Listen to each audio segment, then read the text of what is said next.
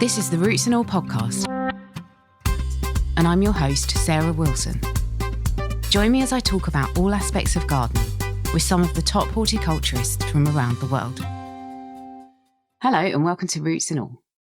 This week's guest is Martin Harvey, an entomologist and biological recorder based at the UK CEH Biological Record Centre.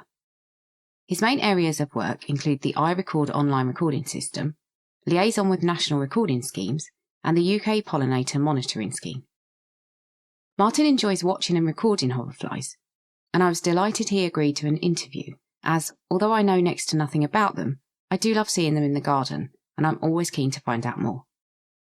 My first question to Martin was to ask how he became interested in hoverflies. Well, my interest in hoverflies, I suppose, goes back quite a long time. In fact, ever since I was a kid, I've been interested in wildlife. And in fact, it was moths were the first sort of group of insects that I got seriously interested in when I was a kid. But having got interested in moths, I then sort of started noticing that there are lots of other insects out there and started getting interested in other groups as well. And for some reason, flies are one of the other groups that I've taken a particular interest in, and hoverflies are one of the most obvious and, in a way, the most attractive groups of flies, I suppose, a lot of people would say, and they, of course, attracted my attention. So I've always had that sort of background interest as a wildlife enthusiast. And then in my working life, I've ended up being involved in a lot of the data management side of things, in bringing together the records of wildlife that lots and lots of people send in from all over the country. And there are all sorts of recording schemes, including one that focuses on hoverflies. And my work these days is at the Biological Record Centre at the UK Centre for Ecology and Hydrology. And one of the things we do at the Biological Record Centre is to work with the recording schemes that are mostly volunteer-led to help them bring all the data together and to make that link into the research world and see what information can be gained from that. And am I correct in thinking that you work on the UK Pollinator Monitoring Scheme? That's right. That's one of the projects that UKCH and a number of other partners set up a few years ago. And again, that links into the hoverfly recording scheme and some of the other pollinator recording schemes. And with the help of many volunteers, again, we are collecting information on insects visiting flowers. And there's a couple of different surveys that the Pollinator Monitoring Scheme runs, which anybody can join in with. And that includes a focus on hoverflies. The thing that the Pollinator Monitoring Scheme is particularly focusing on is to try and get an idea of the change in numbers of pollinators. So the existing recording schemes are very, very good at picking up changes in distribution and which species are moving north or which ones are spreading out or declining in that sense. But it's actually quite hard to get data on the total numbers of pollinators. And that's one of the things that the Pollinator Monitoring Scheme is trying to build up, is a better picture of just the total numbers of pollinating insects that are visiting the flowers. And have you found anything out in particular in terms of just, I'm thinking headline figures, regards the population of flies? I wish I could tell you that. Unfortunately, these sorts of monitoring schemes are really long-term projects. And although POMS is what we call the Pollinator Monitoring Scheme, and POMS is now into its fifth year of full data collection. But even with 5 years of data, we're only just starting to get to the point where we can start to get properly statistically supported information out of that data. So we don't have any big headline figures about whether numbers are going up or down at the moment. But as time goes on, we will start to be able to produce more data. What the current survey results have been able to do is to allow us to combine them with the existing recording scheme data. And by bringing together different data sets in that way, it helps increase the accuracy of those. And we know from some of those other data sets that there are definitely some concerns over pollinators. And there have been declines measured in several of the pollinating groups, including hoverflies.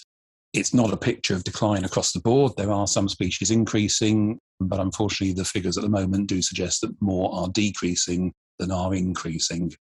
But as I say, the Pollinator Monitoring Scheme itself, with this focus on the total numbers, is just beginning to get to the point where in a year or two's time, we should be able to start giving some more definite information about what those are adding up to.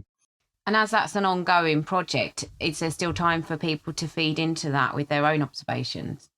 Very much so, yes. And so there's two surveys that are run by POMS, and one of those is known as the Flower Insect Timed Count, or FIT count.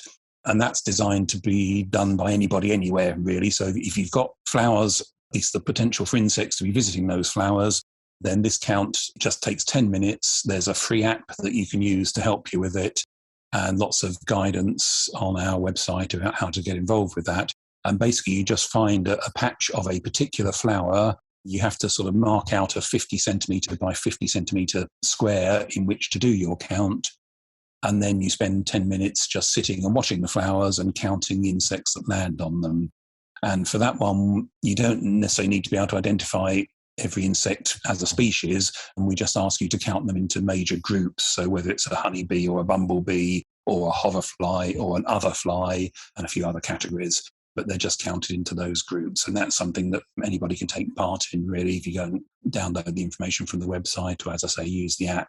And really, it's one of these surveys that benefits from as many counts as possible being done in as many different places. So if anybody's interested in that, please do go and check out the details and get involved. That'd be fantastic.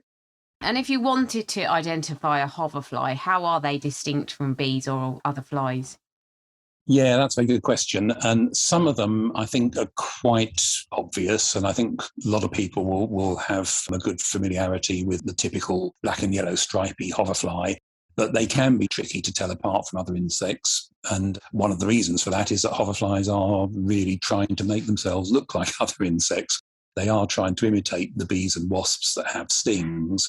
Hoverflies themselves don't have stings, and that is part of their defense, is to pretend to be these other insects. And that can make them a bit tricky to identify sometimes. But their behaviour is quite distinctive in the way that they hover. Not very many bees can do that. There's one or two that can, but most bees can't hover in the same way as hoverflies can. There's some other features, for instance, the fact that hoverflies have very large eyes. Bees have quite large eyes, but they don't cover as much of the head as the hoverfly eyes do. And they do have a real look to them, I think, once you get keyed into looking at the head and the shape of the eyes. The hoverfly's head is almost entirely covered in its eyes in many cases. Another easy feature to look out for is the length of the antennae. Bees and wasps have quite long finger-like antennae, and those are the typical sort of long feeler antennae, whereas hoverflies, in nearly all cases, have quite short, stubby antennae. There are one or two exceptions to that, but they all have antennae that are shorter than the bees and the wasps. There's some other things you can look out for in the wing venation and so on, which requires a bit of a closer look. But if you go to the Pollinator Monitoring Scheme website, you can download a guide to the insect groups that picks out some of these differences and helps you sort of work out which type of insect you're looking at. And how many species are there in the UK of hoverfly? Of hoverflies, there are just over 280 on the British list at the moment. So it's a reasonably large group, although if you look at flies in Britain as a whole, there's over 7,000 species of flies. So hoverflies are just one particular family within the whole set of flies. But a lot of them are relatively easy to recognise as being hoverflies. And as I say, there are about 280 species. So if you do want to get into the species identification, it is a bit of a challenge, but there's some really good books out there. And there's some really helpful and active groups on social media. On Facebook, for instance, there's a fantastic UK Hoverflies Facebook group that the Hoverfly Recording Scheme people are involved with. And they are very, very helpful in helping people check their identifications. If you can get a photo of what you've seen, of course, that helps. So there's quite a lot of places where you can get assistance with this, and it can be a really fascinating group. It's big enough to be interesting and to pose some identification challenges, but it's not so enormous that it's completely overwhelming. And I think most people find that they can start to recognise a few species pretty quickly. I had some amazing ones a couple of years back. I'm really lucky to garden on the edge of an oak woodland, and I had the hornet hoverfly, and I had another one that was like a creamy black colour but very shiny, and I've got a feeling its name was something like Volucella, but I think I'm probably pronouncing that wrong and you can correct me. But I haven't seen any this year, and I don't know whether that's an effect of something that's going on in the area or whether it's just too early and even still a bit cold. You know, when might we see these? There certainly are plenty of hoverflies out and flying at the moment, but the two that you just mentioned, Sarah, the two Volucella species, so the hornet hoverfly is another Volucella related to the other one that you mentioned. And they are both ones that you tend to see a little bit later in the year. So I haven't seen either of those yet this year, but I would expect as we get into July, they should start appearing. So they're relatively late summer species, but there are hoverfly species active pretty much throughout the year. Actually, even on a mild day in winter, there are a few species that overwinter as adults that you stand a chance of seeing. But then as we get into the spring and summer, the numbers build up. And in fact, June and July are the sort of real peak months in terms of the numbers of species that you could potentially see. So, yeah, I would have thought they would be out and about soon. Right, I shall relax for now. What are some of the more common species that you might see, and I suppose some of the rarer ones, just that people might recognise?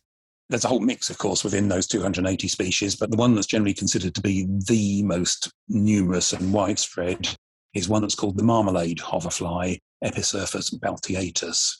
And before we go any further, actually, just to pick up on the names of hoverflies, rather few hoverflies actually have English names that are widely used. English names have been invented for all of them. And Stephen Falk, who is a very expert entomologist, has an absolutely amazing collection of hoverfly photos on Flickr. And if you look for Stephen Falk, Falk, on Flickr, he does lots of other insect groups as well, but hoverflies is one of the groups that he's done very, very thoroughly. And he has a fantastic collection of photos, and he has come up with English names for every species. But at the moment, they're not very widely used, and I'm afraid I'm very bad at remembering the English names. But going back to the question you asked about the commonest species, the commonest species does have an English name, and it's called the marmalade hoverfly. And it is a typical black and yellow stripy hoverfly, but it's often seen in very large numbers, partly because it migrates from further south in Europe. And enormous numbers of these hoverflies have been shown to be flying in across the Channel and arriving in Britain in the early part of the year.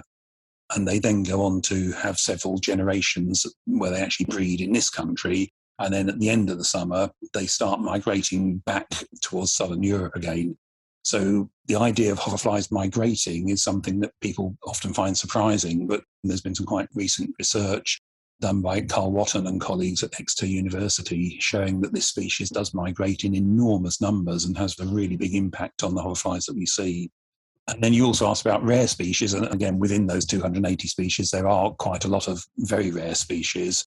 And obviously, whether you're likely to see one of those depends on whether you happen to live in the right place and have the right habitats near to you. But often the rarest species are the ones that have particularly specialised habitat requirements. And one example that there's a really interesting project going on at the moment is for the pine hoverfly, which is Blera phallax, is its scientific name. And that's a species that's confined to just a few sites in the Cairngorms in Scotland. It's not one I've ever seen. I'd love to see it. It's quite a dramatic looking hoverfly. It's mostly black with a bright orange tip to its abdomen. And its larvae develop in rot holes in pine trees in the pine forests in that part of Scotland. And it has become really, really restricted, and it's a real sort of conservation concern that it could be really vulnerable due to that limitation. So there's a project going on at the moment that goes under the heading of rare invertebrates in the Cairngorms, where a range of organisations have been working to try and increase the amount of suitable habitat. And there's also been a big captive rearing project going on, actually getting these hoverflies to breed in captivity. And the Zoological Society of Scotland has been involved with helping to rear thousands of the larvae, which are now being reintroduced into their natural habitats. So hopefully this is going to have a real beneficial effect on the populations and make them much safer and more secure than just being confined to these one or two sites. So that's a really interesting one that's just going on at the moment. And on the whole, are they quite specific in terms of their feeding habits or where they will actually lay eggs? I don't really know much about the life cycle of them, or is it some and some? The basic life cycle, I suppose, is quite similar to butterflies and moths in that the hoverfly lay eggs, the eggs hatch into larvae, and then the larvae go into a pupal stage from which the next generation of adult hoverflies emerges. So that basic pattern is the same for all hoverflies, but there's quite a lot of variety in what the larvae actually do. So a lot of the typical black and yellow hoverflies that you see visiting flowers, their larvae are actually really useful things to have in the garden because they prey on aphids, on the greenfly and blackfly on plants. And hoverfly larvae are actually really effective predators of aphids. So from that point of view, they play a very large and important role in pest control, both in gardens and for some of the agricultural crops as well. And that marmalade hoverfly that we spoke about earlier on is one of the ones that, partly because it comes across in such large numbers, it does play a really significant role in aphid control. So there's a whole group of hoverflies that their larvae do that. There's another quite large group that have larvae that develop in what is known under the technical term of squidge, any sort of damp, muddy, decaying matter. Hoverfly people tend to refer to that as squidge or squidgy conditions. And the larvae develop in this wet, decaying matter, and they feed on the sort of bacteria and some of the decay processes that are associated with that. And some of the very common hoverflies, there's a group of hoverflies called drone flies in genus Eristalis, which are very commonly seen in gardens and elsewhere. And they have larvae that are known as rat-tailed maggots. And if people go pond dipping, they find some of these rat-tailed maggots. And they're called rat-tailed because they have a really long breathing tube at the hind end of their abdomen, which allows them to have the breathing tube at the top of the water and pick up the oxygen, whilst the front end of the larva can be down in these really decaying, squidgy conditions where there's not much oxygen. And it allows them to feed on those sort of bacterial outputs while still getting the oxygen that they need from the surface. So that's another major group. And then there are a few other types as well. There's a few larvae that do actually develop inside plants, often in the stems or the roots. And so quite a mixture of different lifestyles, if you like, but they all go through those sort of larval part of their life cycle. And it's often the larvae that have these particular requirements that determine where they can live. Yeah, I remember finding some of those rat-tail maggots it was probably like an upturned water butt lid or something with some water had just collected in it years ago. So thinking about gardens and what we have and what we leave and the habitats we might try and create, if we were trying to help hoverflies out in our gardens, what would be really good things to do? Yeah, so the best and probably most obvious thing that you can do is just have lots of flowers. And most flies have relatively short tongues compared to bees, so they tend to like the more open structured type of flowers. So daisy family type flowers and some of the umbellifer flowers can be really, really good for them. And by providing plenty of flowers and trying to get flowers all the way through the season from early spring through to the autumn, and that does a really good job to help the adult hoverflies feed. The adult hoverflies actually feed on nectar to get energy, but in a lot of hoverflies, they also feed on pollen. And in many cases, the female hoverflies actually have a requirement to feed on pollen to get protein to mature their eggs. So they are very much dependent on flowers. And in fact, in the United States, hoverflies are called flower flies rather than hoverflies to really sort of pick up on that flower connection. So providing flowers is a great thing to do. But other than that, I think the usual sort of wildlife gardening ideas of not being too tidy and trying to have a bit of variety in your garden, some of the sort of dead wood piles and even compost heaps where you get some of the decaying matter that we spoke about earlier on can be quite good breeding sites for some of the hoverflies that like these more squidgy conditions. And if you've got space for a pond, that will be good for some of the hoverflies and for lots of other wildlife as well. So I think probably those are all fairly unsurprising things that most wildlife gardeners would probably be doing anyway. But it really does help the hoverflies as well if you can get those sort of mix of conditions there. Thinking about my kind of work, we've got an Artemisia plant in the garden which is smothered. For some reason, the black fly this year has just exploded everywhere and our plants are covered. I actually wanted to take this Artemisia out because it's a bit of a thug in the border. I had plans to take it out yesterday and I looked at it and it was smothered in black fly and smothered in lots of different larvae of various things. I suspect some were ladybirds, but I think some were hoverfly as well. So if you had a plant, although it seems a bit counterintuitive to leave this plant that's under attack by something like aphids, it's also, I guess, fairly important to stand back and let these larval stages do their work as well, if you can, if you've got the space and time to do that. Yeah, I think so. And I mean, obviously, from a gardener's perspective, I guess it's always a difficult balance as to how long you leave things in that circumstance. But I think, yeah, if you can actually see that there are larvae there sort of potentially attacking the aphids, then yeah, it's fantastic if you can let that process complete and hopefully it will reach some sort of balance that will allow the plants and the insects to survive. So yeah, I think that'd be really good. It's never ideal to have aphids of any sort, but in a way, it is quite good to have them, because I'm quite excited now going out there taking pictures of all these larvae hoovering up these aphids. Yeah. So, although they seem a bit of a pain, they're actually quite a good food source. Yeah. Mm-hmm. So thinking about how they might like to drink as well, they're so minuscule. Can they mop up water from pretty much wherever they go, or do you need to provide some sort of water source for them? Yeah, I'm not entirely sure I have a complete answer to that. So I think, as far as I understand it, most hoverflies get most of their moisture from the nectar in the flowers. But as we've discussed, for some of them, the larvae have a definite requirement for water. And even if you can't have a pond in your garden, you can still sort of have little containers of water, perhaps. And in fact, there is a project run from Sussex University where they're asking people to have hoverfly lagoons, which you can basically do in a sort of plastic container of some sort, and just allow some water and some leaves and some other bits and pieces of detritus just to sort of do their thing in a container. And that's when you get some of these rat-tailed maggot type hoverflies laying their eggs into there. I think it goes under the name of the Buzz Club at Sussex University. And if you look for hoverfly lagoons, you can probably find the details about how to get involved with that. So that's one particular thing that you can do. But particularly when we do go through these periods of hot and dry weather, so certainly where I am at the moment, it's been pretty dry for a while now. And I think hoverflies, along with some other insects, do get to the point where they really are seeking out moisture if they can't get enough from the nectar. So again, ponds will help with that. But in the absence of a pond, if you've got a bird bath or something, you might occasionally find that insects will visit that. But they do sometimes pick up moisture from the dew overnight and that sort of thing. And some of them will also feed on other substances, such as honeydew, the sticky substance that aphids produce. We get the honeydew on the leaves. Some hoverflies prefer to feed from that.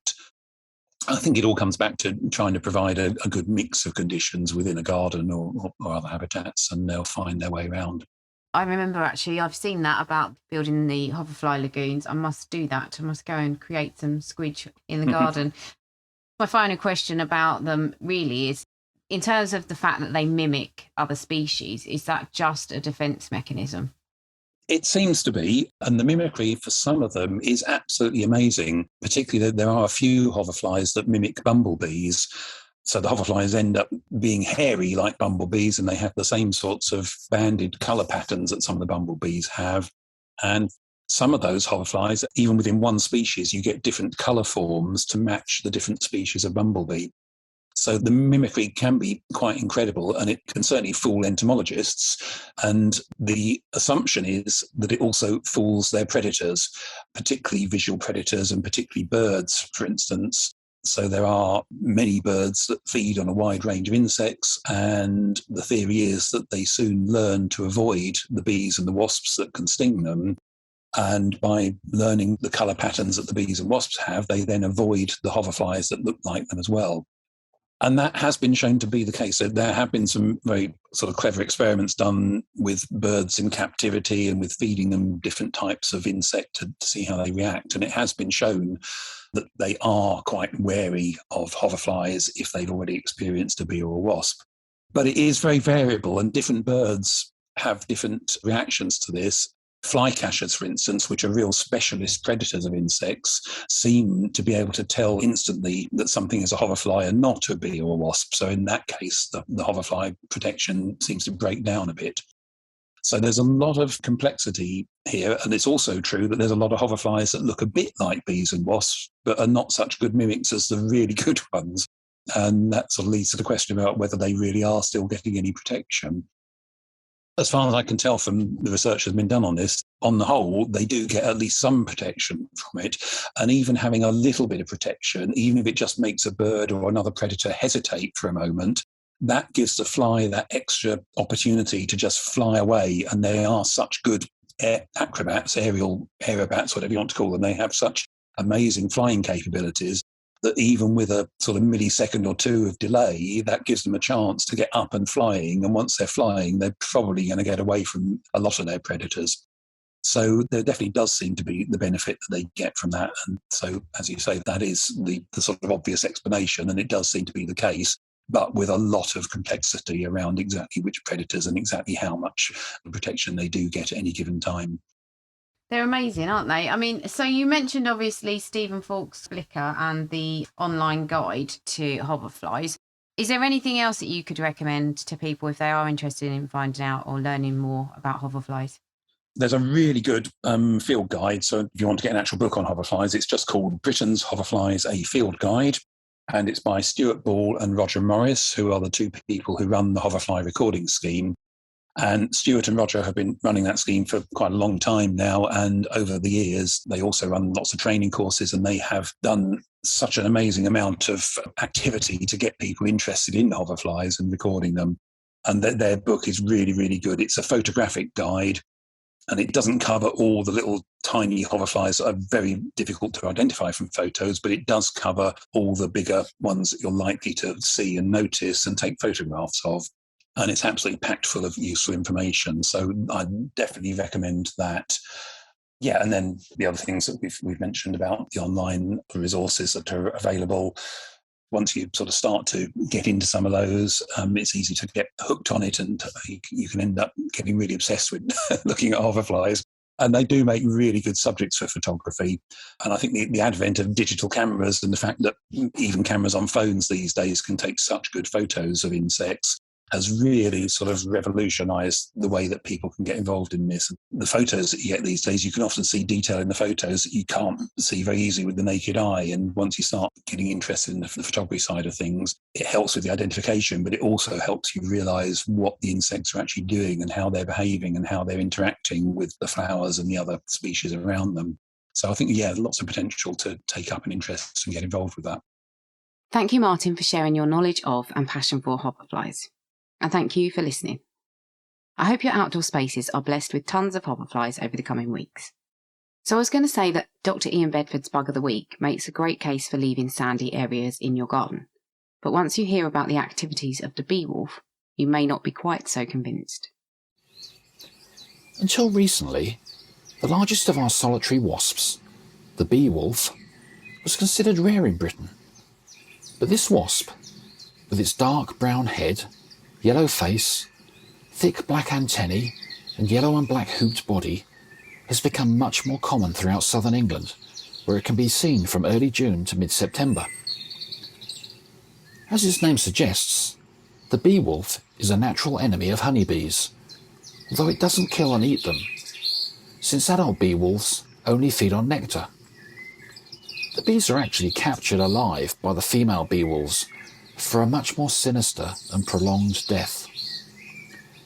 When caught, the honeybee is held tightly under the beewolf's body, where it's quickly stung and paralysed. She then carries it away to a sandy sloping bank in a sunny location where she'd earlier excavated a network of underground chambers. The victim is then dragged into one of the chambers, where it's rolled onto its back. The beewolf then flies off to catch more bees, eventually filling each chamber with a stack of 4 or 5 paralysed bodies, onto which she lays an egg. Eventually, the chambers of her underground prison are full, with around 100 paralysed bees all waiting to be eaten alive by the beewolf's grubs that soon begin to emerge from the eggs. Over the following 10 days, the grubs feast on the bees and rapidly grow, eventually spinning a cocoon, from which the new beewolves hatch the following year. A gruesome story, but as with so many other things in the bug world, there's something we've learned from the beewolf that may now help us. We've managed to solve the mystery of why the paralysed bees don't go mouldy within the humid underground chambers whilst they're waiting to be eaten. Scientists discovered that beewolf eggs produce nitric oxide, which then reacts with the air in the underground chambers to form nitrogen dioxide, which then effectively protects the paralysed bees from decay. The nitrogen dioxide levels, though, are very high, way above those permitted within our towns and cities, so it's of great interest that the beewolf eggs and grubs are not affected by this toxic environment. Understanding their natural survival mechanisms will have great benefits for human health in the future. You can download or listen to the podcast direct from the website rootsandall.co.uk. Please also check out my Patreon, where you can make a one-off donation or take out a monthly subscription to help support the podcast. Because if you enjoy the show, please help it continue. I also have a GoFundMe where you can make a one-off donation. Even a one-off donation of £1 helps, and I'll be really grateful for your support. So please go to Patreon or GoFundMe and search for Roots and All Podcast.